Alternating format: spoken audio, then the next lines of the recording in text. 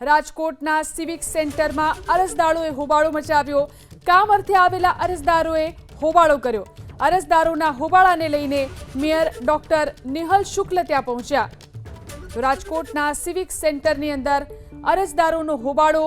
કામ માટે જે અરજદારો આવ્યા હતા તેમને અહીં હોબાળો મચાવ્યો। ત્યારે અરજદારોના હોબાળાને લઈ મેયર ડોક્ટર નેહલ શુક્લ પણ સિવિક સેન્ટર પહોંચ્યા। રાજકોટનું સિવિક સેન્ટર કે જ્યાં અરજદારોએ હોબાળો મચાવ્યો। મોટી સંખ્યામાં અહીં અરજદારો પહોંચ્યા હતા। અવ્યવસ્થા મુદ્દે અરજદારોએ મેયરને સિવિક સેન્ટરમાં રજૂઆત કરી। સર્વર ડાઉન થતા તાત્કાલિક મેયર તરફથી વ્યવસ્થા કરવામાં આવી। આ વિશે વધુ જાણકારી મેળવીએ અમારા સંવાદદાતા પરાક્રમ આપણી સાથે લાઈવ જોડાયા છે। જી પરાક્રમ, કેમ અરજદારોએ સિવિક સેન્ટરમાં હોબાળો મચાવ્યો અને ત્યારબાદ શું બન્યું? ચોક્કસ સિવિક સેન્ટરની અંદર અત્યારે મોટી સંખ્યામાં જે લોકો પહોંચ્યા છે। જોઈ શકાય છે કે લોકો દ્વારા જે થોડીવાર પહેલા હોબાળો કરવામાં આવ્યો હતો, અત્યારે પોલીસ પણ અહીંયા પહોંચી છે, જોઈ શકાય છે। અને રાજકોટના મેયર ડોક્ટર નેહલ શુક્લ પણ પહોંચ્યા છે। લોકોને પારાવાર મુશ્કેલીઓનો સામનો। કેટલી કલાકથી ઊભા છો? શું પરિસ્થિતિ? 6 વાગ્યાથી ઊભા છીએ અને હવે એમ કે સવાર બંધ છે। હા, તમે શું કહેશો? બંધ જ છે। ચોક્કસ કેટલા વાગ્યાથી ઊભા છો? શું પરિસ્થિતિ છે? પરિસ્થિતિ બહુ ટ્રાફિક છે, એટલે વારો આવો ત્યારે થાય, વારો નથી આવતો। હા બરોબર, કેટલા કલાકથી ઊભા છો? 2-2.5 કલાક થયા। બરોબર, સર્વર ડાઉન થઈ ગયું હતું એ કાંઈ ખબર નથી, હવે અંદર જાઓ તો ખબર પડે ને। ચોક્કસથી અહીંયા જોઈ શકાય છે કે મોટી સંખ્યામાં જે લોકો અહીંયા પહોંચ્યા છે। ચોથા મહિનાની 1લી તારીખે આ 4 મહિનાથી આ પટેલનગરમાં કામે જાય છે। 2 મારી દીકરી અને 2 અમે કેદુના ભાડે રહીશી। આખું મકાન પાડી નાખ્યું, નદીના કાંઠે કે સોરઠિયાવાડીના દેશે અત્યારે ભગવતીપરાનું કહે। મોટી સંખ્યામાં જે લોકો પહોંચ્યા છે, આપણે જે મેયર રાજકોટના મેયર પહોંચ્યા છે, આપણે એમની સાથે વાત કરવાનો જે પ્રયાસ કરીશું। અત્યારે સિવિક સેન્ટર ખાતે જે ડોક્ટર નેહલ શુક્લ પહોંચ્યા છે, આપણે એમની સાથે વાત કરીશું। નેહલભાઈ, શું પરિસ્થિતિ છે? નેહલભાઈ, એક સાથે લઈ લ્યો ને મને બધા વારે ઘડી તમે બધા ભેગા થઈ મને 8મી વાર બોલાવશે પછી। અત્યારે તમે અહીંયા આવ્યા છો, એકાદ વાર વધારે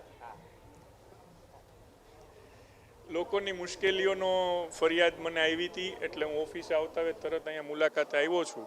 અને સર્વર ડાઉન હોવાને લીધે ગઈકાલ સાંજથી સંપૂર્ણ કામગીરી ઠપ છે, એટલે લોકોની જે હાલાકી છે એ બહુ સાચી છે।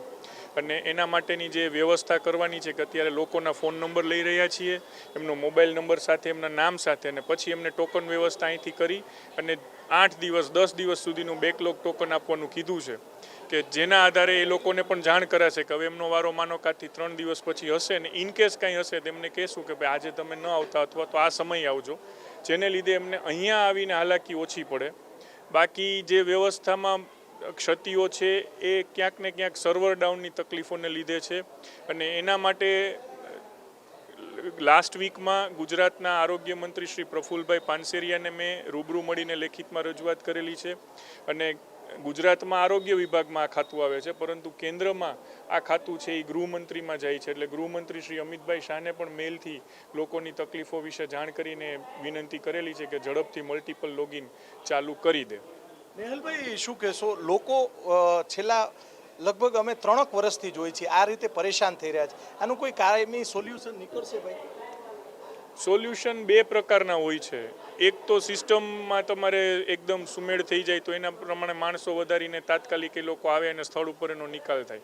હવે ત્યાં અત્યારે તો એક જ લોગિન આઈડી છે, એટલે પહેલાં આખે રાજકોટમાં વોર્ડ વાઇઝ સેવા કરેલી હતી, એ સેવા પણ અત્યારે ખોરવાઈ ગઈ છે। માત્ર એક જ લોગિન આઈડી છે ને બધા અહીંયા જ આવવું પડે એમ છે, એટલે એમને ન ધક્કો થાય, એમનો સમય શક્તિ બરબાદ ન થાય અને એની વ્યવસ્થા જળવાય, એ વ્યવસ્થા પ્રોપર થાય, એના માટે અમે અમારી ટીમ અહીંયા જ ઊભા છીએ અને વ્યવસ્થા કરીને પછી ઉપર જશું।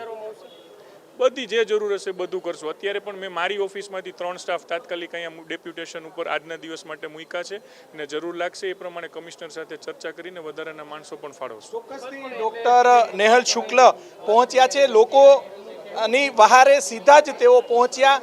અને અહીંયા જોઈ શકાય છે કે સર્વર ડાઉન હોવાના કારણે લોકો પરેશાન થયા, અને વારંવાર આ રીતે લોકો પરેશાન થતા હોય છે। ત્યારે નાગરિકોની વહારે રાજકોટના પ્રથમ નાગરિક પહોંચ્યા અને તેમના દ્વારા વ્યવસ્થાઓ કરવામાં આવી છે। રાજ્ય સરકાર અને કેન્દ્ર સરકાર સુધી તેમના દ્વારા વ્યવસ્થા થાય તે માટેની રજૂઆતો કરવામાં આવી છે. જી જી આભાર પરાક્રમ તમામ જાણકારી અને વાતચીત માટે.